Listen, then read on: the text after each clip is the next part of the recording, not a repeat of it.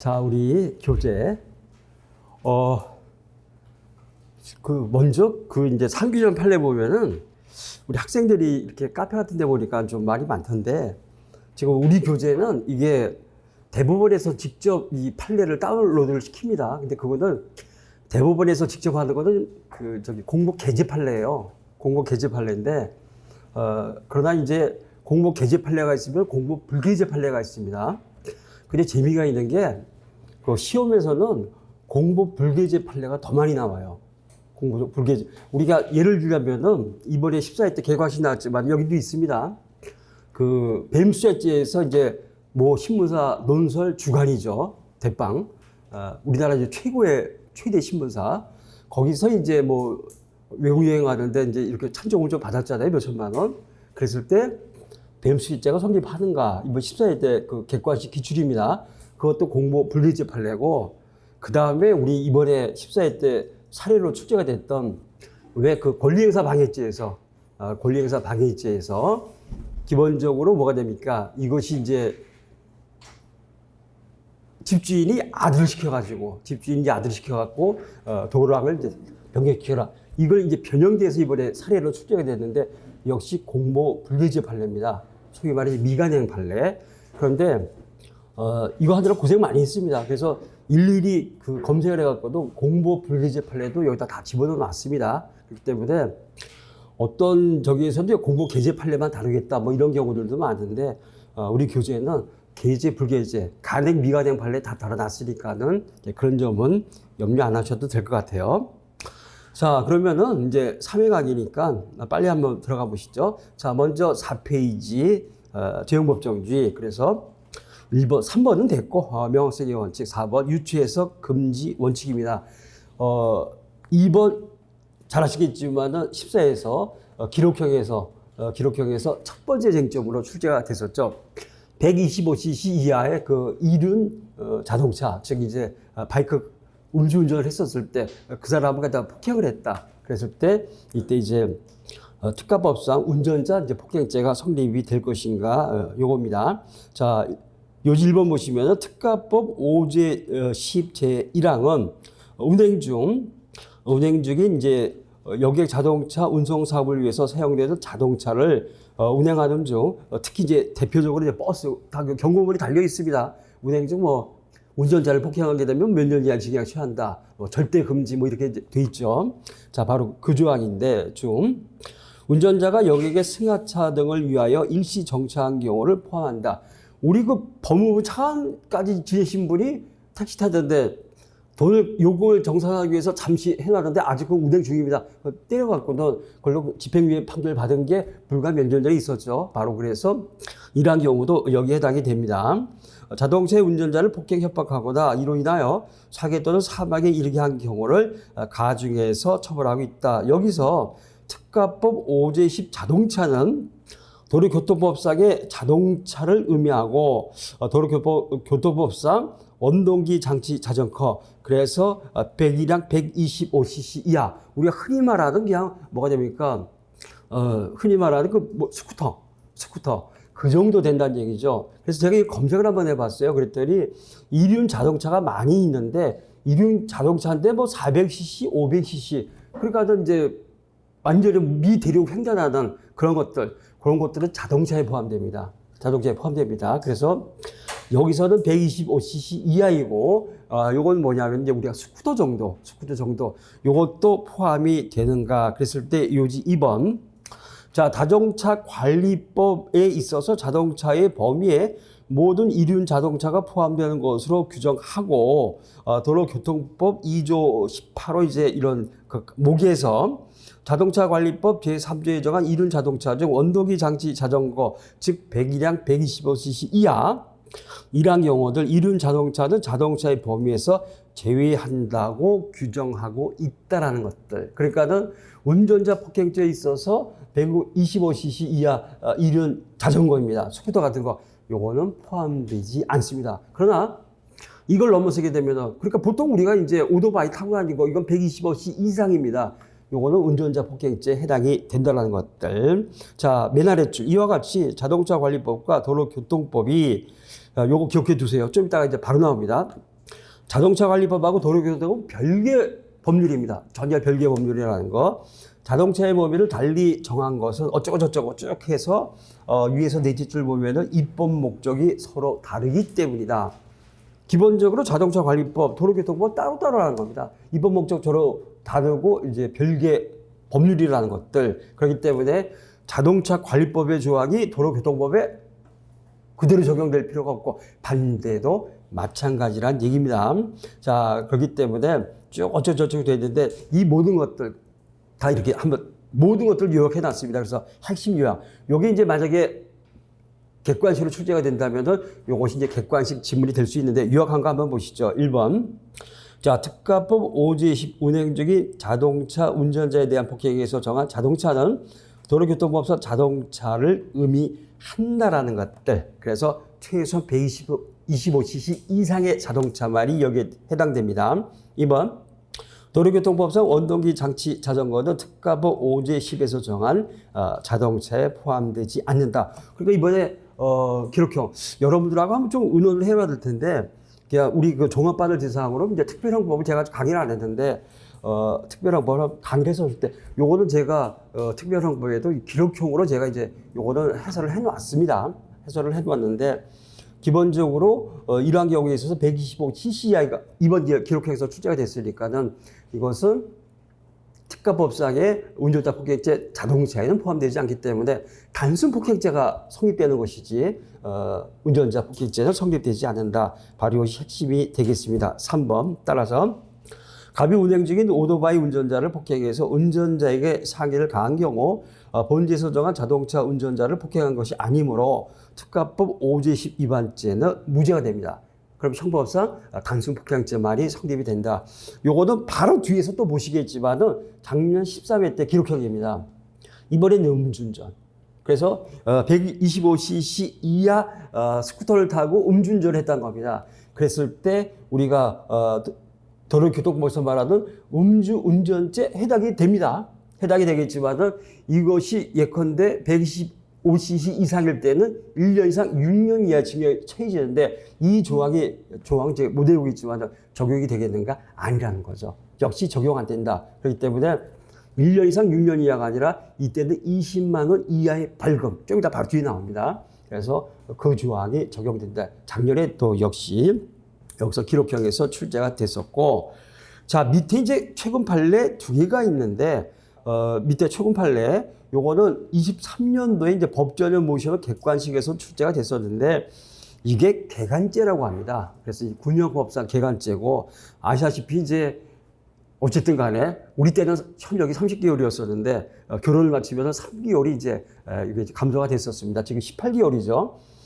남자들이 의무적으로 이제 가서 내무반 생활하면은 어쩔 수 없이 이런 것들이 이제 많이 있습니다. 개간죄, 소위 동성 간에 이제 특히 남성이겠죠. 뭐 여성도 가능하겠지만은 동성 간에 성행위가 되는데 내용은 안 보겠습니다. 왜 거의 포르노급이 돼갖고 밑에 판례는 진짜 포르노급이에요. 그래서 안 보겠는데 첫 번째 판례는 뭐냐면은 장교들입니다.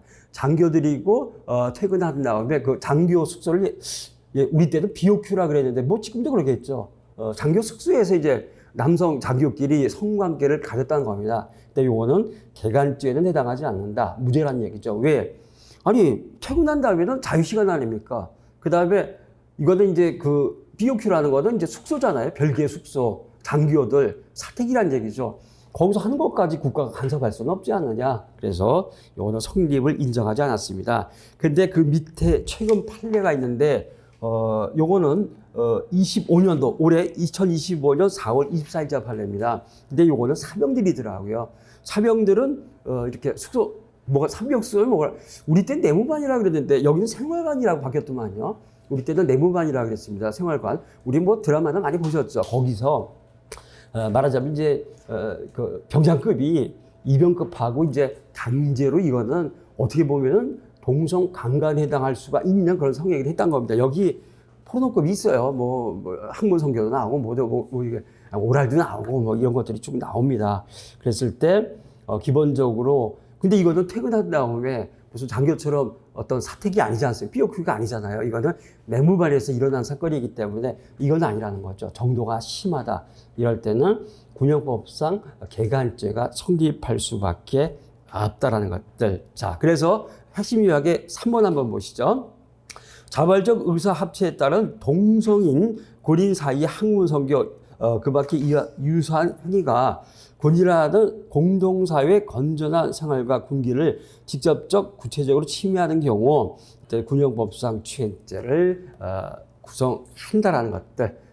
뭐가 됩니까? 개간죄가 성립한다라는 얘기인데 결국은 이거는 이제 내무관에서 생활관에서 아무리 이제 일과 후이지만은 그런 행위를 했었을 때 저도 벌써 제대한 지가 42년이 지났는데 지금도 기억이 납니다. 좀 예쁘장한 친구들이 있으면은 고참 놈들이 괜히 손도 쓱쓱 잡고 그 정도에서 끝냈었지만은 자, 그런 기억 더 이상 안 하겠습니다. 자, 7페이지 최근 판례 한번 보시죠. 요거는 이 핵심 요약에서 1번 지문은 2번 14회 때 객관식에서 출제가 됐던 지문들입니다. 자, 이게 그 다음에 10회 때인가 11회 때 기록형에서도 이 사례가 출제가 됐는데 지금 요지 1번이나 요지 2번은 뭐냐면은 무면허 운전죄입니다. 근데 요것도 제 특별형법에도 제가 기록형에 쭉 그게 써놨는데 뭐냐면 이제 무면허 운전죄인데 문제는 자기 운전면허증이 취소가 됐습니다. 유효기간이 취소가 됐어요. 근데 까맣게 모르고 있었다는 거죠. 자기가 운전면허가 취소된 줄 모르고 차량 운전하다가 이제 걸렸다는 겁니다. 자, 걸렸을 때 10회 때인가 11회 때 보면은 지금 자기 운전면허가 취소된 걸 모르고 우리 여기도 4번 출구 저기 역사명 나오다 보면은 주차장이 있는데 그 인도에서 주차장 들어가려면은 인도를 넘어가야 되지 않습니까? 근데 그때 문제가 거기서 딱 걸린 겁니다. 어쨌든 그것도 그러면 인도인가 아닌가. 근데 주차장이 진도도 차도거든요. 그러니까 도로교통법이 당연히 적용된다. 그런데 운전면허가 없다. 그러니까 이건 무면허 운전죄. 그런데 운전면허가 취소된 걸 몰랐다. 날짜가 무지하게 복잡하게 계산하는 것이 기록형에서도 출제가 됐었습니다. 기억이 나는데 어쨌든 똑같은 경우가 됩니다. 자, 그랬을 때 핵심 요약 한번 요지 한번 3번 한번 보세요. 자, 갑이 자동차 운전면허가 취소되어 자동차 운전면허를 받지 아니하고 사다리 차를 운전하던 중 전방 주시 의무를 위반해서 차선을 변경하다가 신호 대기 중이던 피해 차량을 충격해서 그 탑승자들에게 상해를 입힌 사례에서 자, 갑이 운전면허 취소 사실을 고지받았다는 증거가 없기 때문에 결국 뭐가 됩니까? 무면허 운전죄에 있어서 바로 고의가 조각된다는 얘기입니다. 고의가 없다. 도로교통법 위반 무면허 운전죄에 대해서 무죄가 되는 것이 고의가 조각되기 때문에 무죄. 그러므로 교통사고 처리 특례법 위반 치상점에 대해서는 갑이 운전한 차량이 자동차 종합보험에 가입되었으므로 운전자에 대해서 공소를 제기할 수 없고 도로교통법상 뭐가 됩니까? 우리가 종합보험에 가입하면은 이런 경우에 있어서는 어떻게 돼요? 이때는 이제 검찰에서 공소를 제기할 수 없는데 12가지 예외 사유가 있습니다. 그 중에 7호가 바로 무면허 운전인데 무면허 운전죄가 지금 성립하지 않기 때문에 종합보험에 가입되어 있다. 그렇다면은 이때는 공소를 제기할 수 없고 처벌받지 않습니다. 그래서 이거는 기록형에서도 틀림없이 출제가 됐었다는 거. 근데 중요한 건 뭐냐 하면 핵심 정리 요약 한번 1번 한번 보세요. 위법성 및 책임의 조각사유나 소추 조건 또는 처벌 조건이 형면제 사유의 범위를 제한적으로 유추 적용해서 행위자의 가벌성을 확대하는 것은 허용되지 않는다. 지금 도로교통법이 바뀌었다는 겁니다. 자, 그랬는데 문제는 우리 형법은 대원칙, 우리가 뭐가 됩니까? 기본적으로 이제 죄형 법정주의라고 하는 것들은 행위자한테 불리하면은 죄형 법정도 철저하게 적용됩니다. 행위자에게 불리하면은 죄형 법정도 철저하게 적용이 되는데 그러나 반대로 그것이 범죄자에게 유리할 때는 뭐가 됩니까? 죄형 법정주의 그렇게 엄격하게 적용되지는 않습니다. 유리한 경우는. 그렇기 때문에 기본적으로 위법성 조각사유나 책임 조각사유는 범죄자에게 절대적으로 행위자에게 유리한 조항이 됩니다. 이럴 때는 얼마든지 예컨대 유추해석이 허용이 된다는 얘기입니다. 불리할 때만 행위자한테 불리할 때만 유추해석이 허용이 안 되는 것이지 유리할 때는 허용이 된다. 그렇다면 위법성 조각사유를 넓게 해석할 수 있는 위법성 조각사유가 우리 형법에 뭐가 있죠? 바로 기타 사회 상계에 반하지 않는 정당 행위가 됩니다. 상당히 넓힐 수 있거든요. 그러면은 위법성이 조각돼서 무죄가 되기 때문에 요거는 일종의 이제 너무 지나치면 안 되지만은 일종의 권장 사항이 됩니다. 대표적인 그 판례들이 이제 뭐가 있냐면은 우리 뭐가 됩니까? 과수원 실화 사건. 객관식에서는 출제가 됐었죠. 자, 우리 형법에는 지금도 방화죄는 일반 물건에 있어서는 자기 소유, 타인 소유 불문하고 방화죄가 성립합니다. 실화죄는 어떻게 됩니까? 실화죄는 자기 소유 일반 물건 실화죄는 처벌 규정이 있습니다. 그런데 타인 소유 일반 물건 실화죄는 지금도 이 시간에도 우리 형법에 처벌 규정이 없습니다. 근데 남의 과수원 사과나무를 해서 홀라당 200몇 줄을 태웠거든요. 근데 우리 형법에는 어떻게 돼요? 아, 죄송합니다. 이거 좀, 얘가 조금 잘못됐네. 죄송합니다. 잘못된 이해가 됐는데, 갑자기. 자, 어쨌든, 여기서 말하는 것은 유리한 위법성 조각사이나, 책임 조각사에는 확대 적용할 수 있다. 축소 적용하면 어떻게 됩니까? 아, 제가 아까 바꿨네요. 다수개념 축소 사건. 지금 바뀌었는데 공직자 선거법에는 기본적으로 우리 형법에는 범행 발각전을 불문하고 자수가 인정이 되면 형법에는. 근데 공직자 선거법을 보게 되면은 기본적으로 즉 공직자 선거법상 자수를 하게 되면은 형 면리를 받게 되어 있습니다. 무지하게 유리하죠. 형면제 처벌 못합니다. 근데 이 사람은 범행 발각 후에 도망다니다가 체포되기 직전에 자수를 했거든요. 아주 괘씸한 놈입니다. 그러나 자수 개념은 범행 발각자를 불문하기 때문에 검찰에서는 범행 발각 후 자수했으니까는 형면제 규정을 적용할 수 없다. 원심까지도 형면제 규정을 적용할 수 없다 그랬습니다. 대법원 그런 게 어떻게 하느냐. 자수 1번 개념은 범행 발각 전후를 불문한다. 따라서 범행 발각 후이지만은 공직자 선거법상의 자수 규정을 적용하게 되면 형 면제가 됩니다. 무작위 유리해지죠. 그렇게 하는 겁니다. 대법원에서는. 그래서 자수 개념 축소 사건 유리한 규정을 축소해서 적용해서 안 된다. 그래서 공직자 선거법 지금 개정됐습니다. 개정돼 갖고는 지금 그 조항은 없어졌지만 판례로는 남아 있다는 얘기입니다. 바로 이제 여기서 나온 부분들입니다. 유리한 개정은 확대 적용해도 된다는 것들. 그렇다면은 도로교통법상 무면 운전자 이런 유리하게 개정이 됐는데 이러한 조항들 축소 적용한다. 그럴 수는 없다는 거죠. 유리한 규정들은 확대해서 적용하라는 것들. 그래서 2번 14회 때도 출제가 됐었고 2번 도로교통법 위반 무면허 운전죄는 유효한 운전면허가 없음을 알면서도 자동차를 운전하는 경우에만 성립하는 고의범. 3번 교통사고 처리특례법 3조 2항 단서 각호의 종합보험 가입특례 적용의 예외 이 부분이죠. 검찰이 공소를 제기할 수 있는 경우에 해당하려면은 운전자가 각 단서 각호의 행위를 고의로 행할 것을 유한다. 12개 이제 뭐가 됩니까? 중대 사고가 있죠. 그 중에 7호가 무면허운전, 8호가 음주운전. 그 다음에 여기 규정이 없이 또 하나가 있죠. 음주 측정 불응죄.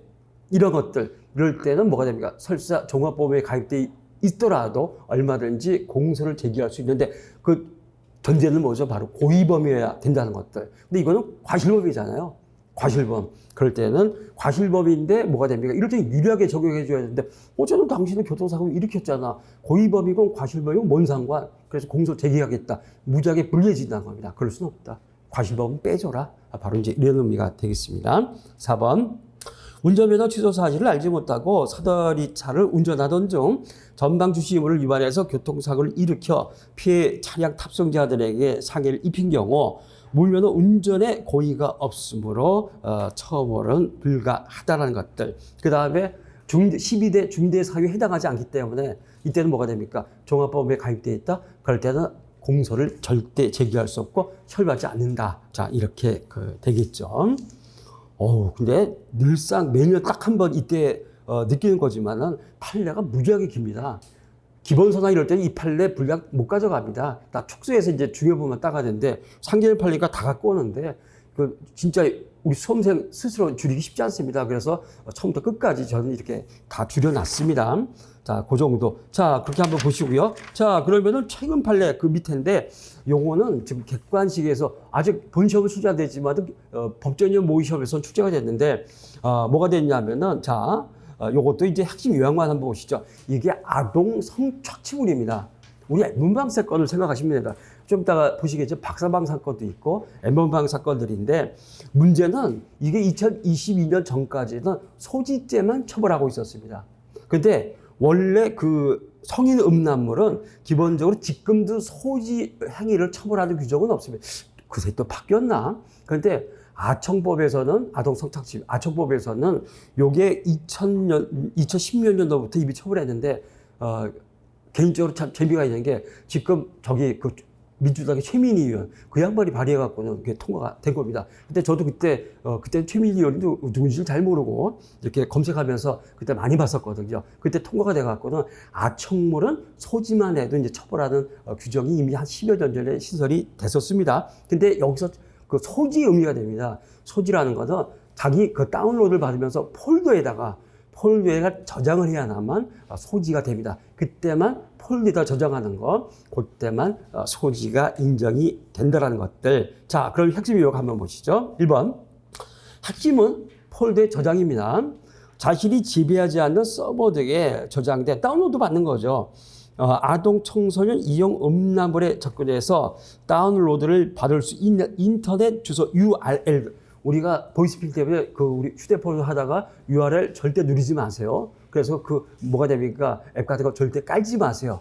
돈 샜다. 바로 그 URL입니다. URL 등을 제공받은 것에 그쳤다. 그러면 폴더에다가 다운로드 받은 것이 아니란 얘기죠. URL을 갖다가 일단은 제공받은 것에 그쳤다는 겁니다. 요거는 아직 이를 아동 등 성착취물 소지한 것으로 볼 수가 없다라는 것들. 성착취한 것으로 볼 수가 없다라는 것들. 2번, 아동 청소년 성착취물 등을 구입한 다음 직접 다운로드 받을 수 있는 인터넷 주소를 제공받은 경우 성착취물 구입죄로 처벌이 가능합니다. 그럼에도 불구하고 소지죄로는 처벌 불가. 그러니까는 소지죄로 처벌해야 되는데 이건 아직 소지가 아니다. 다 무죄 방면이 됩니다. 그래서 법을 개정해 버렸습니다. 그래서 무엇이 신설이 되는지 구입죄가 신설이 됐고 시청죄가 신설이 됐습니다. 특히 이게 뭐가 됩니까? 우리가 그냥 이걸 아예 하고 지금 실시간으로 영상만 보는 거 있지 않습니까? 그렇다면은 그 소지가 아니거든요. 그럴 때는 그게 뭡니까? 외부인가 뭐 이런 식으로 해서 보는 것들. 그럼 소지가 아니거든요. 처벌 못 한다는 거죠.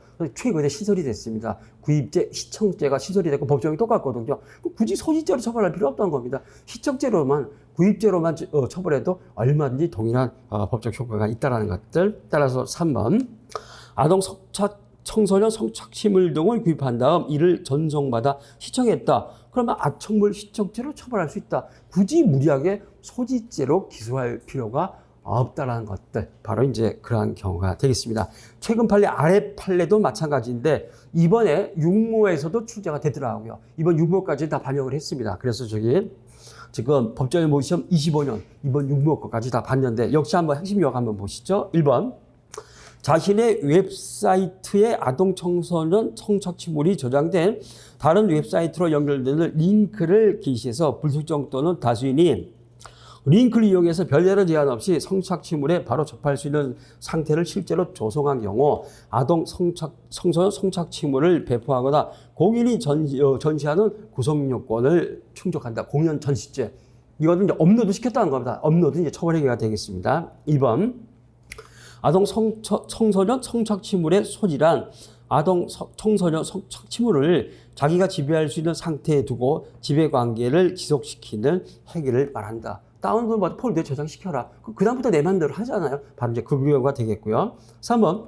아동 청소년 성착취물 파일을 구입해서 시청할 수 있는 상태 또는 접근할 수 있는 상태만으로 곧바로 이를 소지로 볼 수는 없다는 것들. 4번. 피고인이 자신이 지배하지 않는 서버에 저장된 아동 청소년 성착취물에 접근했으나 이 성착취물을 다운로드하는 등 실제로 지배할 수 있는 상태로 나가지 않은 경우 소지죄가 아니다. 5번. 다만 아동 청소년 성착취물 등을 구입한 다음 이를 전송받아 시청했다. 성착취물 시청죄로 처벌하면 된다는 거죠. 자, 밑에 OX 문제 한번 보시죠. 이게 실제 사실관계입니다. 자, 선택형 OX. 갑이 A가 운영하는 메신저 프로그램에 접속해서 가상화폐로 사용료를 지불하고 아동 청소년 성착취물 211개가 저장되어 있는 고액방 접속 링크를 제공받아 갑 소유의 휴대전화를 전송받아 F채널을 통해 시청할 행위는 아동 청소년 성착취물 시청죄는 물론 아동 청소년 성착취물 소지죄를 구성한다. 시청죄는 성립합니다. 소죄는 성립하지 않죠. 전체적으로 틀린 지문이 되겠습니다. 이런 식으로 출제가 됐었다는 것들. 그렇게 해서 기록형에서는 이런 데서 요새 많이 올라오죠. 기록형은 충분히 보실 필요가 있습니다. 그러나 객관식은 이 정도까지만 이제 출제가 된다는 사례로는 나오지는 않겠죠. 그런 부분들. 자, 그러면은 10페이지.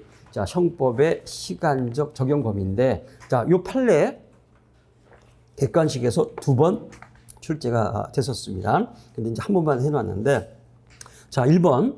포괄일제에 관한 기존 처벌법규에 대해서 그 표현이나 형량과 관련한 개정을 하던 경우가 아니라 1번. 애초에 제거되지 않던 행위를 구성요건의 신설로 포괄일제 처벌 대상으로 삼는 경우에는 신설된 포괄일제 처벌 법규가 시행되기 이전의 행위에 대해서는 신설된 법규를 적용하여 처벌할 수 없다. 2번, 이런 신설된 처벌 법규가 상습범을 처벌하는 구성 요건인 경우에도 마찬가지다. 이게 이제 9.2 때 한번 이게 출제가 됐었는데, 이게 뭐냐면은 2013년이 기준이 됩니다. 그전에는 뭐가, 우리 형법에는 상습 강제추행죄가 규정이 없었습니다. 2013년. 자, 이게 이제 국법이고 신법인데, 이때 이제 여기서 2013년 기준으로 2012년 정도의 강제추행 행위를 범했어요. 그 다음에 2013년 이후에 우리 형법에 상습 강제추행죄가 규정이 됐습니다. 이게 이제 포괄일제죠. 그래서 전체가 상습 강제추행죄. 그래서 이걸 처벌했는데, 어쨌든 2013년 이후에 상습 강제추행을 했고 기소가 됐다는 겁니다. 그러면서 이제 수사를 받다 보니까는 신문하다 보니까 여죄가 발각이 됩니다. 바로 요거죠. 이놈도 강제추행을 했네. 그러니까는 이때는 어떻게 됩니까? 이걸 갖다가 소급 적용해 갖고는 요것도 포함을 시켜서 상습범은 이분을 가중하거든요. 이렇게 기소가 되선합니다. 이게 원래 판례요. 지금 이제 22년이 지났기 때문에 이제 이번에 삭제됐습니다. 그러니까는 대법원은 이제 무슨 얘기를 하냐면은, 아니 바로 이 부분입니다. 법이라는 거는 이렇게 되면 뭐에 걸립니까? 소급적 금지 원칙에 걸려버리거든요. 아니 어떻게 소급 적용이 가능하냐? 그러니까는 기본적으로 뭡니까? 소급 적용 할 수가 없기 때문에 요거는 상습 강제추행죄로 처벌해서는 안 된다. 그럼 어떻게 됩니까? 기본적 구성 조건이 아주 공소시효 안 지났으니까 강제추행죄로만 기소를 해라. 또 하나가 있습니다. 그 당시 소추 조건이 있다라면 소추 조건도 똑같이 따라라. 이게 무슨 의미죠? 2014년 또 뭐가 있습니까? 소위 말해 성범죄에 대해서 친고죄가 폐지된 의미입니다. 그러니까 2012년에는 친고죄, 피해자 고소가 있어야만 처벌할 수 있는데, 그렇다면 이때는 친고죄니까 피해자 고소 받아와라. 바로 이런 식으로 됐다는 거죠. 자, 그런데 이거는 이제 22년 시한이 지나니까 우리 교재에서 이제 삭제했습니다. 그러면은 이번에 그 밑에 동지 판례도 마찬가지 스토킹 행위입니다. 그런데 이렇게 쭉 했는데 이거는 그나마 강제추행 행위를 했죠. 아예 지금 이 행위는 그전에 처벌하지 않던 행위들입니다.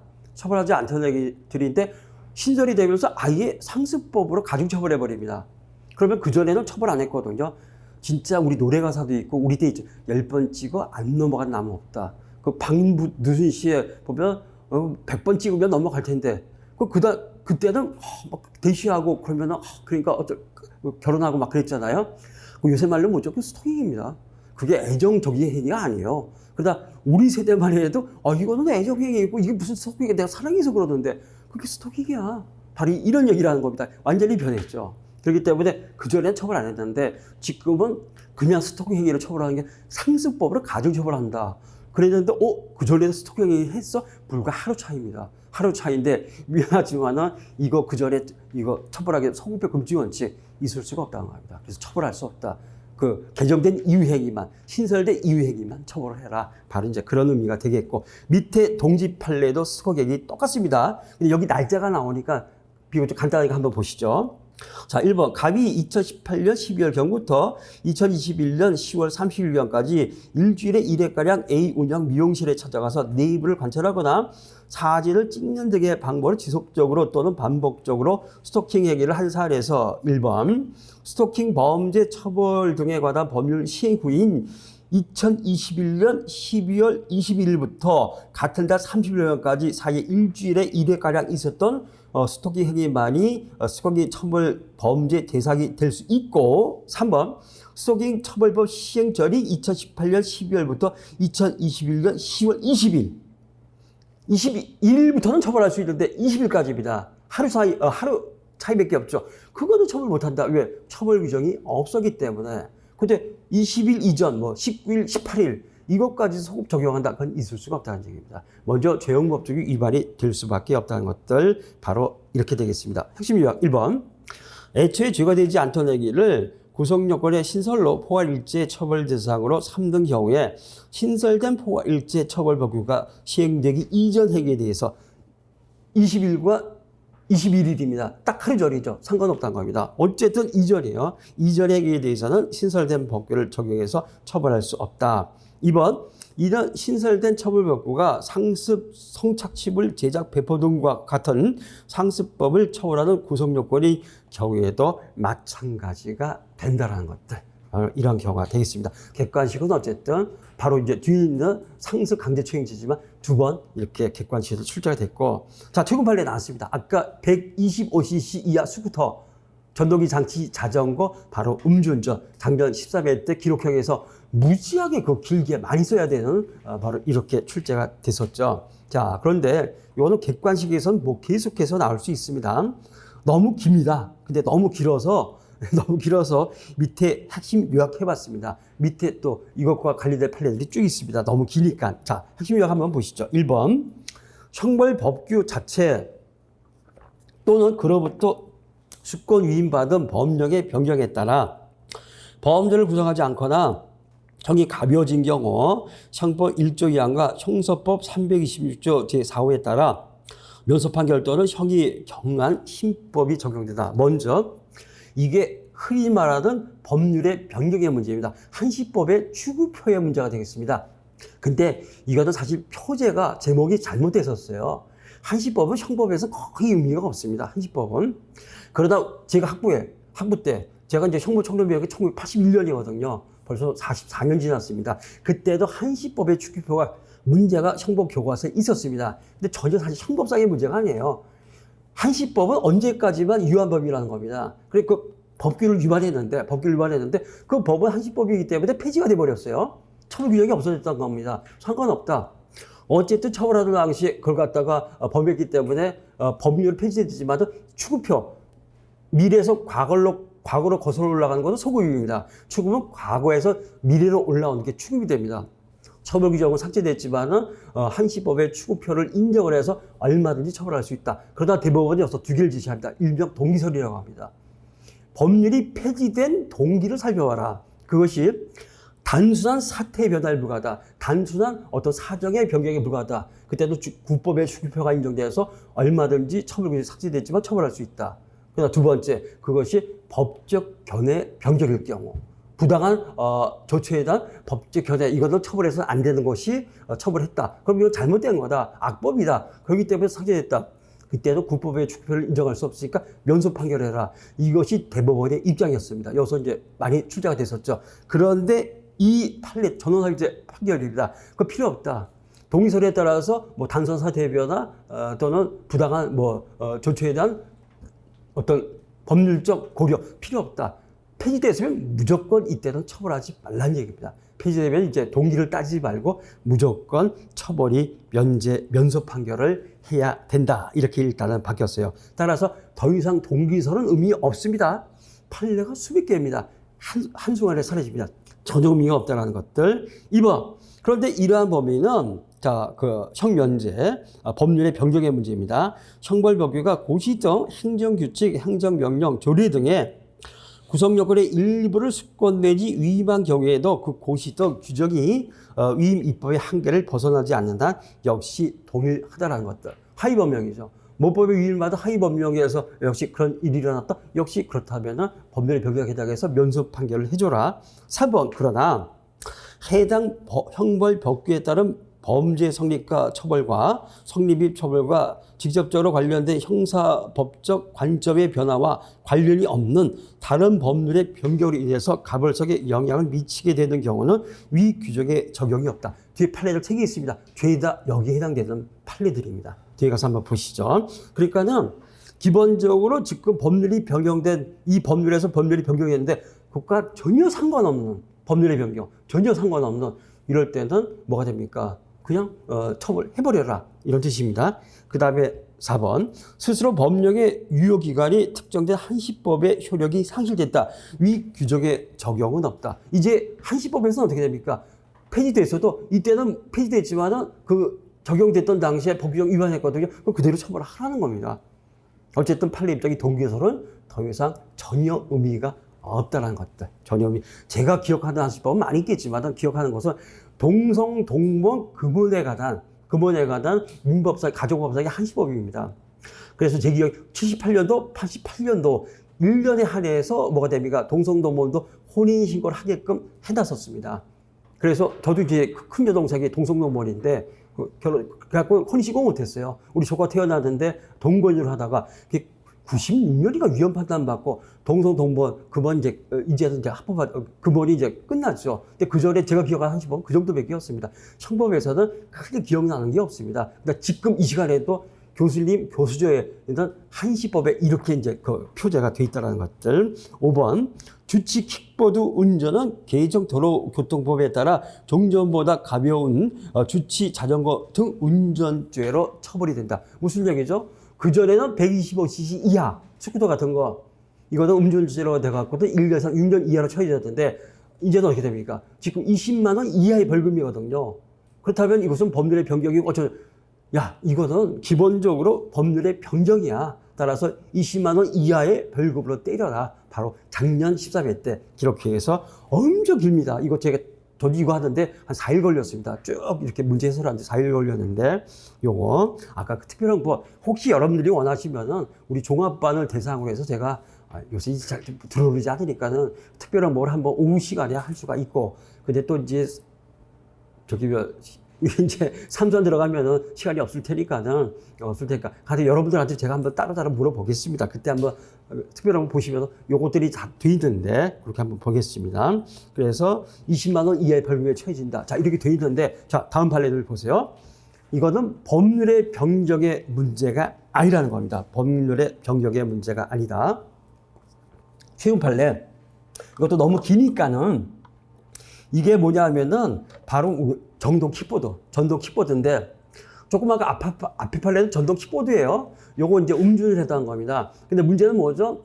이렇게 이제 이게 자동차 앞에 택시가 잘못해가 급정을 하는 바람에 피하려다가 중앙선을 넘어가면서 걸어던 행위를 가볍게 치는 사건입니다. 근데 또 뭐가 됩니까? 다친 게 없어요. 막 얘기를 했는데도 피해자가 괜찮아요. 그러고 가버렸다는 겁니다. 그렇다면 이럴 때 특가법상 뺑소리 도주차량죄가 적용이 될 것인가? 또 나중에 이제 진단을 끊었으니까 도주치상죄가 적용이 될 것인가? 요것이 작년에 이제 기록형이었었는데 자, 요거는 이제 뭐가 됐냐면은 요것도 특가법상에 있어서 바로 윤창호법 위험운전치상죄 여기에 대해서도 지금 적용이 될 거예요. 쉽게 말해서 킥보드 타고 킥보드 음주운전을 하다가 사람을 쳐갖고 다쳤다는 겁니다. 사람을 쳐갖고 다쳤다. 그러면은 기본적으로 이때도 조금 아까 앞에서 보셨던 판례가 적용되니까는 이거는 뭐가 됩니까? 이거는 120cc 이하가 되니까는 특가법상 그렇다면은 위험운전치상죄가 적용돼서는 안 된다. 과연 이렇게 볼 것인가?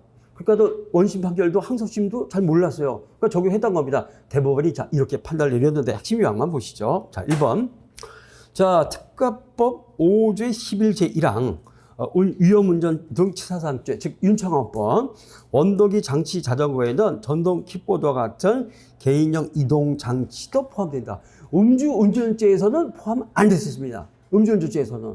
근데 이제는 포함된다. 근데 위험운전 치사상죄는 지금 일단은 음주운전을 해야 되거든요. 그런데 운전을 하기가 곤란할 정도의 음주운전을 해야 됩니다. 근데 일단은 뭐가 됩니까? 앞에서도 그건 음주운전이 아니었거든요. 물론 음주운전이지만 이제 청이 낮은데 그렇다면은 위험운전 치사상죄 그 음주운전을 빼줘야 되거든요. 대법원 아니라는 겁니다. 아니야. 그 전동 킥보드 음주운전도 위험운전 치사상죄에 있어서 음주운전에 해당돼. 완전히 다른 반대 결론됩니다. 이렇게 봤다는 거죠. 2번. 개정 도로교통법이 전동 킥보드와 같은 개인용 이동 장치를 자동차 등이 아닌 자전거 등으로 분류했어도 이는 형법 1조 2항의 범죄 법률이 변경돼서 그 행위가 범죄를 구성하지 아니하게 된 경우에 해당하지 않는다. 그래서 제가 아까 앞에서 우리가 자동차 관리법하고 도로교통법인데 전혀 다른 법률이다. 일부러 강조했죠. 바로 이 판례 때문입니다. 그러니까는 기본적으로 도로교통법은 도로교통법이고 특가법상의 위험운전치사상제는 위험운전치사상제 전혀 다른 법률이라는 거죠. 왜 굳이 도로교통법의 그 법률을 갖다가 지금 특가법의 위험운전치사상제 왜 적용을 해? 그럴 필요 없다는 겁니다. 그런데 바로 작년에 일산호수공원 거기 아주 번화하지 않습니까? 거기 각종 우리 국책 연수원들 있잖아요. 사법연수원 아직 거기 있습니다.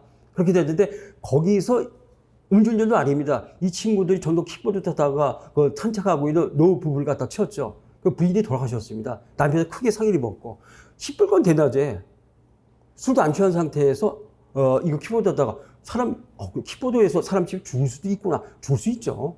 그 위험하다는 겁니다. 요새 킥보드 싱싱 다리잖아요. 다리 친구들 헬멧도 안 쓰더라고. 얼마든지 우리가 본다는 얘기입니다. 위험하다. 근데 거기다가 음주운전. 그러면은 도로교통법이 무슨 의미가 있겠습니까? 이거는 그냥 위험운전치사상제에서 특가법에서 말하던 음주운전에 해당된다는 얘기죠. 전혀 별개의 법률이라는 겁니다. 3번 주치 상태에서 운전한 전동 킥보드는 개인형 이동 장치로서 원동기 장치 자전거에 해당하므로 전동 킥보드의 운전자는 여전히 위험운전치사상제 주체에 해당이 된다. 아니 도로교통법에서 음주운전은 많지만 20만 원 이하 벌금했다. 그러니까는 뭐가 됩니까? 야, 그 특가법 위험운전치사상제에서도 그거 음주운전 낮게 해야 돼. 그거 통하지 않는다는 얘기입니다. 그런 경우도 왜 워낙 위험하잖아. 치사상이니까 워낙 위험하다는 겁니다. 4번 주시 상태에서 전동 킥보드를 운전하다가 상해를 입힌 경우 특가법상 위험운전치사상제로 성립이 된다. 이거는 법률의 변경의 사례가 전혀 아니라는 겁니다. 또 하나가 있습니다. 최근 판례인데 진짜 여러분들 빨리빨리 합격하시고 해야 됩니다. 제가 지난주에 갑자기 전화 한 통 받았어요. 근데 법무사입니다. 제가 이날 사시 강의할 때 그 친구가 그 좀 지방에 나왔는데 사실 너무 어려우니까 집안도 어려우니까는 법무사를 갈아타서 바로 합격해갖고 지금 법무사 20년 차입니다. 저 집사할 때 그 친구가 제가 어깨 해갖고도 다 그 등기소 다 해주고 딱 100만 원 받더라고요. 선생님 처음 집사하시는데 제가 해드려야죠. 친한 적인데 한 18년 만에 전화가 왔어요. 위로 좀 해달라고. 왜 그러니 그랬더니 20년차 법무사입니다. 요새 너무 힘들다는 겁니다. 그 지금 사무실 세비도 잘못 낸다. 왜 그러냐? 일이 없대요. 아니 너 20년 차고 많잖아. 변호사들이 법무사 영역을 엄청 들어왔다는 겁니다. 똑같은 가격인데 사람들은 법무사보다 변호사 맡기죠. 다 쓸어간대요. 그래서 진짜 법무사들이 할 게 너무 없어요. 20년 차가. 그러니까 빨리빨리 하셔갖고 공부도 맞고 요새 저 서초동인가 그 재밌게 보는데 진짜 그러고 많이 빨리빨리 하셔야 됩니다. 그거 보니까 업계가 어렵겠구나. 자, 그런데 지금 뭐냐 하면은 우리가 파산회생이 있죠. 파산회생. 이러한 경우들 사실 변호사의 주어모입니다. 그런데 아름아름 법무사들도 이거 무지하게 많이 했고 저도 가까운 사람 제가 법무사 추천해서 요거 해가지고는 파산해서 회복한 그런 경우들도 있습니다. 저도 당연히 법무사인 이제 옛날 제자들이죠. 그때 저도 법무사 강의 10년 했었는데 그 제자들한테 맡기고 그랬었는데 문제는 이 법무사가 파산 회색을 했는데 변호사법 위반으로 기소가 됐습니다. 그래서 2심 법정에서 2심 재판 항소심 재판을 받고 있는데 법무사법이 개정이 돼 갖고는 이제 법무사들도 파산 회색을 적법하게 할 수가 있게 개정이 됐습니다. 변호사에서 난리가 났었죠. 우리 영역이 점점 줄어든다. 그래도 파산 회색은 변호사들이 얼등하게 많이 합니다. 자, 그렇게 된 사건인데 아니 이제는 법무사법이 개정이 돼서 이 사람은 변호사법 위반으로 기소가 된 상태입니다. 재판 중이에요. 변호사법 위반입니다. 법무사법이 개정돼 갖고는 이제 적법하게 얼마든지 합법적으로 법무사들도 지금 파산 회색을 할 수 있습니다. 자, 이렇게 된 사건인데 핵심 요약. 1번. 해당 형법규에 따른 범죄 성립 및 처벌과 직접적으로 관련된 형사법적 관점의 변화와 관련이 없는 다른 법령의 변경으로 인해서 가벌석에 영향을 미치게 되는 경우는 형법 1조 쪽해서 법률의 변경에 해당하지 않는다. 따라서 관련 법규정에 따라서 처벌이 된다. 지금 이 법무사는 변호사법 위반으로 기소가 되는 상태입니다. 근데 법무사법이 개정돼 갖고는 이제는 합법적이 됐어요. 그런데 문제는 그렇더라면 전체적 이제는 뭐 법무사도 처벌하면 안 되지 아니라는 겁니다. 어쨌든 그것이 불법인 상태에서 변호사법 위반한 것은 여전히 불법성이 인정된다는 얘기입니다. 법무사법이 개정된 거 아무 상관없다. 왜? 변호사법과 법무사법은 전혀 별개 법률이기 때문에 여기서 이제 다른 큰 정의를 하시는 거죠. 거기 때문에 전혀 관련이 없다. 그러니까 여전히 변호사법 위반으로 처벌하라는 겁니다. 그럼 이제 변호인도 변호사겠죠. 변호사 아니 법무사법 개정 합법적으로 해야 되는데 여전히 처벌하면 어떻게 됩니까? 전혀 관련 없다는 얘기입니다. 저도 좀 그래도 이제는 합법도 할 수 있는데 아무리 변호사법 위반해도 처벌할 수 많이 깎아주겠지만 벌금 정도 때렸겠죠. 그렇지만은 상관없다는 겁니다. 바로 이런 부분입니다. 도로교통법과 특가법 전혀 별개 범죄입니다. 변호사법과 법무사법 전혀 별개 범죄라는 거죠. 전혀 상관없다. 아까 바로 3번입니다. 그냥 처벌해라. 바로 이러한 경우들이 되겠습니다. 자, 그렇게 해서 한번 보시죠. 최근 판례 이것도 밑에 거 한번 또 보세요. 우리가 이제 보이스피싱인데 좀 이따 한번 보십니다. 제가 7월 3일자인데 원래 그의 판결은 6월 30일자까지만 출제가 됩니다. 근데 7월 3일 너무 빠른데 뭐냐면은 판례가 나왔어요. 보이스피싱 사기. 이게 소위 말해서 전기통신금융사기 피해자 방지 어쩌고저쩌고. 그러니까 보이스피싱 사기하고 청부서 사기죄의 뒤수 관계는 원래는 당연히 저도 이게 특별법이니까는 흡수한 계획에 의해서 보이스피싱 사기 1점을 성립한 줄 알았거든요. 대법원 전혀 별개 범죄이기 때문에 상상적 경합관계가 있다. 그래서 제가 7월 3일자지만 갖고 왔는데 좀 이따 이제 보시게 됩니다. 바로 이제 그것이 되는데 문제는 보이스피싱이 워낙 정교합니다. 행위도 많고 그래서 법을 개정해서 아주 포괄해서 규정을 했습니다. 야 보이스피싱 사기하는 거 다 처벌해. 이렇게 돼버렸다는 겁니다. 다 처벌해. 이렇게 됐거든요. 형량도 가중을 해버렸습니다. 법이 이렇게 개정이 됐어요. 그러면은 어떻게 됩니까? 기본적으로 이때는 경과 규정도 법률 규정이 않아 즉시 처벌하라는 얘기입니다. 경과 규정도 주지 않았어요. 자, 그랬을 때 이렇게 보이스피싱 사기 이 관련 전기통신금융사기법이 변경이 됐는데 그렇다면 이것도 과연 처벌할 수가 있겠는가? 원래는 그 개정됐으니까 이제 법률의 변경에 의해서 처벌 안 해야 됩니다. 자, 그랬는데 요거 한번 보세요. 밑에 핵심 요약입니다. 뒤에 1번. 신법에서 형사처벌의 대상이 되는 범죄의 유형이 국법보다 확장됐다고 합니다. 훨씬 처벌 범위가 넓어졌습니다. 과거에 무죄가 됐던 거 다 포함해서 이대로 처벌해버립니다. 확장되었기 때문에 국법을 위반한 범죄행위도 신법이 형사처벌 대상으로 정한 전기통신금융사기죄, 보이스피싱 사기행위나 그 미수 범액에 충분히 포함돼서 처벌이 가능하게 됐다는 것들. 그러니까 어쨌든 국법에서 처벌했지만 그 범위가 확장이 되고 형량도 가중이 됐다. 그러면은 어떻게 됩니까? 상관없다. 다 포섭하기 때문에 포함하기 때문에 그냥 처벌하라는 겁니다. 전혀 상관없다. 법률의 변경에 전혀 해당하지 않는다. 이거는 이제 면서가 아니라 뭐죠? 형이 무과진 경우입니다. 가벼워진 경우는 가벼운 신법을 적용해라 이렇게 돼 있는데 신법이 무거워졌거든요. 그럼 그냥 이때는 처벌할 수밖에 없습니다. 그런데 2번 그러므로 사안은 법률의 개정이 범죄 후에 법령 개표로 형이 폐지되었을 때의 면서 사유에 해당하지 않는다. 3번 그런데 형이 가중됐거든요. 그럼 어떻게 되는가? 자, 위에 국법 1, 2호 행위에 관한 형은 국법보다 무거워진 경우에 해당하므로 신법 시행 전의 행위는 형법 1조 1항에 따라 행위시법주의, 행위 시의 법률인 국법에 따라서 범죄가 성립하고 형사처벌할 수 있다. 어쨌든 형량이 강화됐다. 그러면은 이때는 뭐가 됩니까? 이때는 국법주의에 따라서 행시법주의에 따라서 정했던 국법을 적용해라. 고행이만은. 그러나 이 개정은 전혀 상관없다. 형이 가중되고 오히려 포괄적으로 되기 때문에 이때는 법률의 변경 전혀 해당하지 않는다. 이런 판례들이 계속해서 나오게 됩니다. 그런 경우들. 법인 범죄는 좀 넘어가겠습니다. 자, 그러면은 이제 우리 이제 범죄로도 한번 들어가 보시죠. 자, 18페이지 인과관계와 객관적 귀속인데 이번 14에서 객관식으로 출제가 됐습니다. 최근 판례인데. 자, 지금 9살짜리 그 여아가 학교 가는데 횡단보도에서 갑자기 차가 끽 쓰는 바람에 놀라서 넘어졌습니다. 부러졌어요. 상해를 입었는데 문제는 어떠한 경우에도 접촉이 없었다는 겁니다. 그럼에도 불구하고 업무상 과실치상죄가 성립이 될 것인가? 이것이 문제입니다. 자, 맨 위에 있는 요약만 보겠습니다.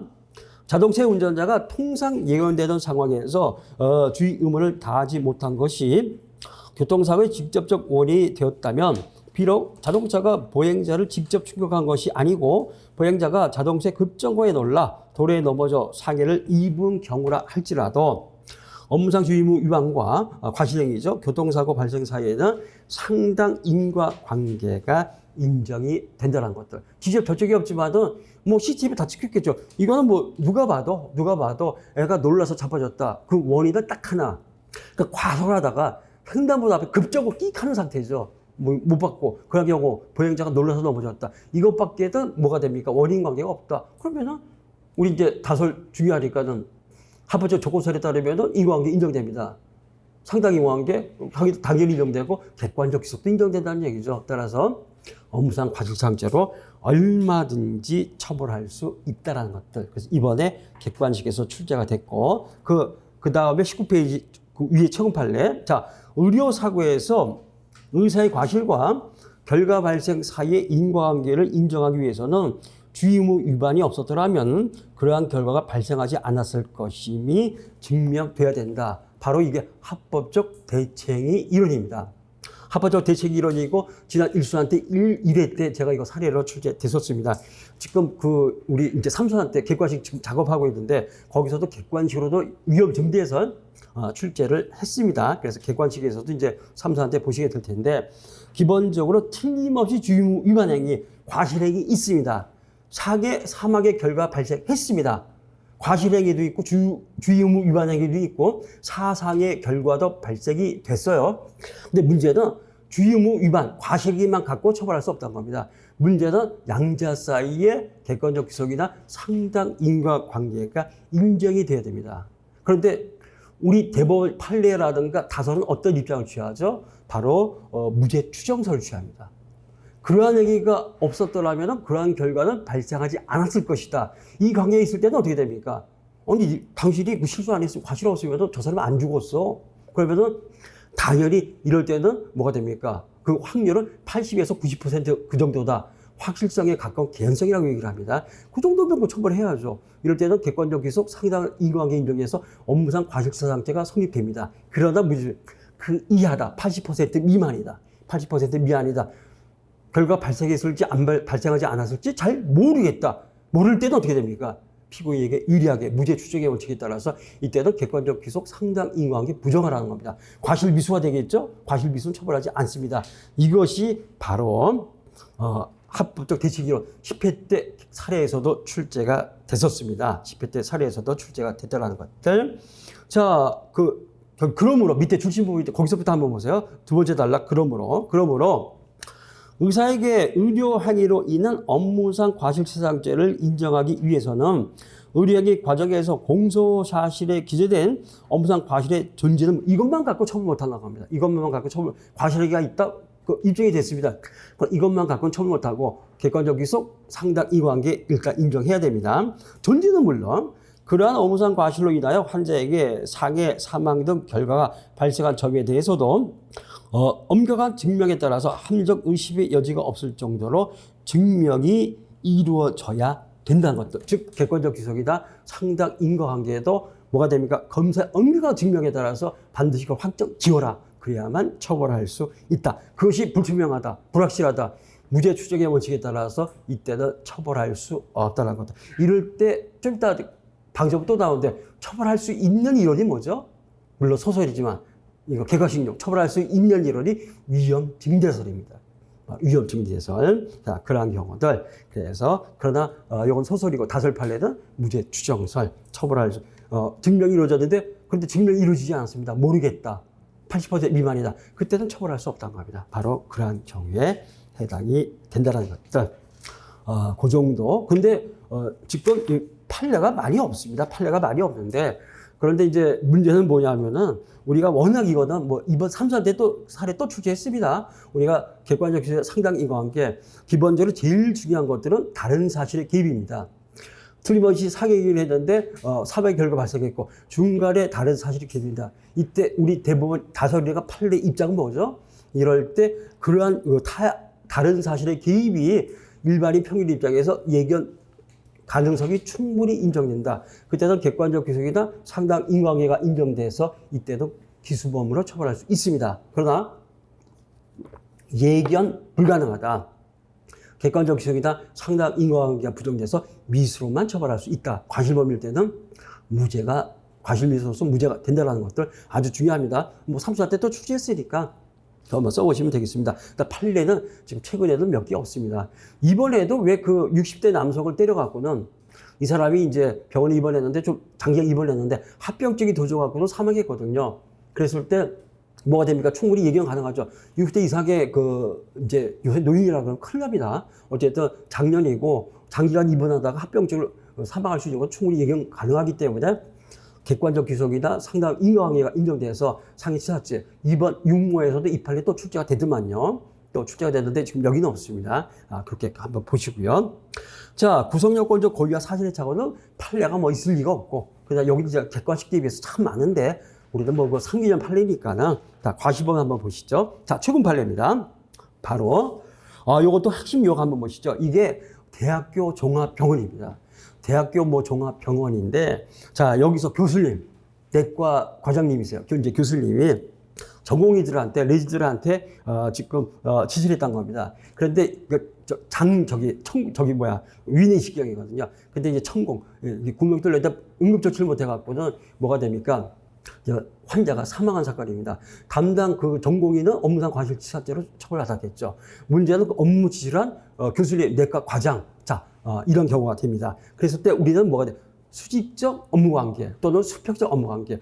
병원의 각 과사이, 내과, 외과, 요새는 무지하게 많죠. 정신과. 우리 판례에 의하면은 병원의 각 과사이로 수평적 분업관계이기 때문에 이럴 때는 이쪽에서 발생했다. 그럼 다른 과에서 전체 책임 안 집니다. 그런데 문제는 뭐냐? 의사들이잖아요. 근데 문제는 교수님, 그 다음에 바로 레지던트. 이것은 뭐가 되면 수직적 분업관계입니다. 자, 이런 경우들. 자, 그랬을 때 핵심 요약 1번. 서로 대등한 지위에서 각자의 의료 영역을 나누어 환자 진료의 일부를 분담한 수평적 분업관계입니다. 우리 그 보라병에서 또 사건이 옛날에 있었는데 워낙 유명하지만은 기본적으로 이제 그 신경외과에서 이 양반을 치료했는데 별거 아니에요. 별거 아닙니다. 그래갖고는 뇌 구조를 살피는데 그 당시에 MRI인가 뭐 그런 건 없었나 봐요. 그러니까 별거 아니다. 그래서 내과에서 이제 받았습니다. 신경외과는 뭐 별 이상 없다. 근데 이상이 있었거든요. 그걸 믿었다는 겁니다. 내과, 그 교수님이죠. 그 서울대 의대 교수예요. 그 보람병원 다들. 그러니까는 서울대병원 종로 5가 있으니까 이제 가까이 이제 두는 겁니다. 거기서 했는데 내가 치료받다가 뇌가 터져갖고 실무인간이 돼버렸습니다. 돌아가시지 않았어요. 상해. 그랬는데 문제는 당연히 신경외과 그 의사 담당 교수님은 처벌받았어요. 물론 벌금으로 떨어졌지만 보니까는. 그런데 내과 그 의사는 어떻게 됩니까? 아니, 신경외과 전문의 그 소견을 갖다 믿었으면 그만이라는 겁니다. 수평적 분업관계이기 때문에 내과 의사는 전혀 문제 없다. 무죄 판결을 받았습니다. 바로 이 부분, 수평적 분업관계. 자, 각자 의료 영역을 나누어 환자 진료의 일부를 분담한 경우 진료를 분담받은 다른 의사의 전적인 과실로 환자에게 발생한 결과에 대해서 주된 의사의 지위에서 환자를 진료하는 의사에게 책임을 인정할 수는 없다는 것들. 금방 말씀드렸던 내과와 신경외과 바로 이런 사이들 수평적 분업관계입니다. 그런데 2번 다르다는 거죠. 수평적 분업관계가 아니라 수직적 분업관계. 수련병원의 전문의와 전공의 관계처럼 수직적 분업의 경우에는 다른 의사, 전공의에게 전적으로 위임된 것이 아닌 이상 주된 의사, 전문의, 교수님, 내과과장 자신이 담당하는 환자에 대해서 다른 의사가 하는 의료행위의 내용을 확인하고 감독해야 할 업무상 주의 의무가 있다. 과실 책임이 인정 가능하다. 전공의가 전신만 개복술주로 하는데 전공의 야 네가 해봐. 이런 건 위험합니다. 그럴 때는 교수님한테 감독 의무가 부과가 되는 겁니다. 전공의가 잘못해서 환자에게 피해가 발생하면 뭐가 됩니까? 그때 교수님도 연대 책임을 질 수밖에 없다. 바로 이제 그런 의미가 되겠습니다. 그런데 그게 아니라는 겁니다. 이거는 위내시경은 그게 아니다. 그 정도가 아니다. 3번. 수직적 의료분업에서 위임받은 의사, 전공의가 실행할 의료 행위가 위임을 통해 분담 가능한 경우 위임한 의사, 대학병원 내과 교수는 위임받은 의사의 과실로 환자에게 발생한 결과에 대해서 책임을 부담하지 않는다. 이건 다음 페이지 판례 또 나오는데 원조 판례가 그 의사가 간호사한테 지금 이 정맥 주사를 지시합니다. 정맥 주사는 뭐가 됩니까? 가장 안전한 주사입니다. 그러니까도 저는 평생 여태까지 살면서 의사한테 주사 맞아본 적 없어요. 100% 간호사한테 주사 맞았습니다. 당연히 의사 지시를 했는데 문제는 또 그 책임 간호사가 간호실장한테 또 분담을 시켰죠. 그런데 이 얘기가 잘못해갖고는 주사를 여기 뇌에서 이거 빼고 있고 대퇴부에다 수액을 했는데 이게 수액이 이제 여기다 주사하는 바람에 환자가 돌아가셨습니다. 그러니까 간호사들은 업무상 과실죄로 처벌받는데 문제는 의사는 어떻게 됩니까? 아니 어떻게 의사가 주사하는 것까지 일일이 다니면서 제대로 하고 있나 한 번도 본 적 없거든요. 아무리 그 간호사 진료 보쟁입니다. 진료 보쟁이라도 주사하는 것까지 일일이 의사가 감독 관리할 책임 없다는 겁니다. 따라서 획기적인 판결, 의료계에서는 엄청난 판결입니다. 그래서 의사에게도 책임 묻지 않고 무죄인 정했습니다. 같은 맥락에 있는 판례입니다. 아니 위 내시경 같은 거 보는 거는 전공이 2년짜리 할 수 있다는 겁니다. 어떻게 그런 위 내시경 하는 것까지 내과 교수 일일이 그걸 맡다가 잘하고 있어? 어떻게 전공할 그럴 필요 없다는 거죠. 충분히 수적 무역 관계지만 업무 이임이 가능한 경우라는 겁니다. 아까처럼 고대 숙련대 뭐가 됩니까? 어떤 개복 수술 그런 거 아니라는 겁니다. 충분히 위내시경 정도는 전공의한테 충분히 이임이 가능하기 때문에 담당 의사는 전공의 처벌받았겠죠.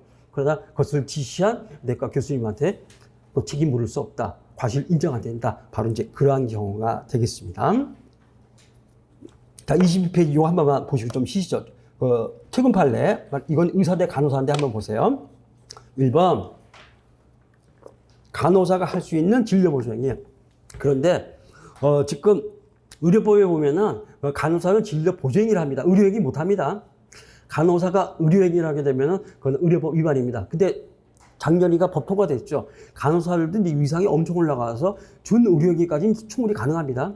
대신 무슨 2년 과정인가 더 밟아야 된다고 그러세요. 그래서 거의 간호사들이 의사의 준하는 이제 그때 보니까 통과되니까 그 원로 간호사들 막 울고 막 난리 났더라고요. 근데 그 가능해졌지만 그러나 의료행위는 어쨌든 의사가 하지 간호사가 하는 거 아니고 간호사의 의료행위는 진료보조행위입니다. 대표적으로 주사 같은 것들. 진료보조 행위의 범위에 고도의 지식과 기술을 요하여 반드시 의사만이 할 수 있는 의료행위는 포함되지 않습니다. 그렇죠. 이거는 의사만. 그것도 뭐가 됩니까? 아까 전공이 안 됩니다. 그냥 고도의 전문의 정도만 할 수 있다. 그건 아주 독자적 의료행위라는 겁니다. 그러나 그러한 의료행위 자체가 아니라면 의사는 의료행위 과정에서 수반되는 진료보조 행위를 간호사에게 지시하거나 위임할 수 있다. 고전적으로 가장 대표적인 이런 진료보조 행위는 바로 주사라는 겁니다. 주사 같은 것은 얼마든지 간호사에게 이때 위임할 수 있고 간호사가 실수해서 잡았죠? 그럼 간호사는 업무상 과실치사로 처벌받겠지만 진료 분담시킨 의사 처벌받지 않는다. 그 얘기입니다. 자, 그러한 경우들. 자, 밑에 동그라미 3번 한번 보세요. 줄침 부분. 골수검사는 의사만이 할 수 있는 진료 행위 자체에 해당한다고 볼 수 없고, 그렇죠. 골수검사, 간호사도 할 수 있다는 겁니다. 환자의 개별적인 상태 등에 비추어 위험성이 높다는 등의 특별한 자질이 없는 한 의사가 진료보조 행위 현장에 입회할 필요 없이 일반적인 지도 감독 아래 골수검사의 자질과 숙련도를 갖춘 간호사로 하여금 진료의 보조 행위로서 시행할 수 있는 의료 보조 행위라는 것도 밑에 관련 OX 한번 보세요. 의사의 고도의 지식과 기술을 요하여 반드시 의사만이 행할 수 있는 의료행위 자체가 아닌 진료에게 과정에서 수반되는 진료보조 행위를 간호사에게 지시하거나 위임할 수 있습니다. 그런데 간호사가 잘못해서 치사하게 결과 발생했다. 간호사는 업무상 과실치사하게 죄책을 집니다. 그다음 위임한 의사 상관없다는 거죠. 이때는 업무 분담, 수평적 분업 관계가 인정되니까 업무 분담이 인정되니까 이때는 의사는 처벌을 받지 않습니다. 바로 이러한 취지의 판례가 되겠습니다. 자, 그런데 23페이지 결과적 가중범위 미수에 대해서 이번에 전원합의제 판결이 나왔습니다. 그래서 생뚱맞게 결과적 가중범위 미수 전원 판결. 그래서 기존의 법률이 더 강화됐습니다. 그리고 딱 보면은 이거 객관식에서 이거 출제될 거 엄청납니다. 당연히 사례 3번 나왔습니다. 사례에서도 결과적으로 3번 나왔고, 그래서 요거는 사례에서도 쓸 거 되게 많습니다. 전원합의제 판결이고, 요건 좀 쉬었다가 자세히 한번 보시도록 하시죠.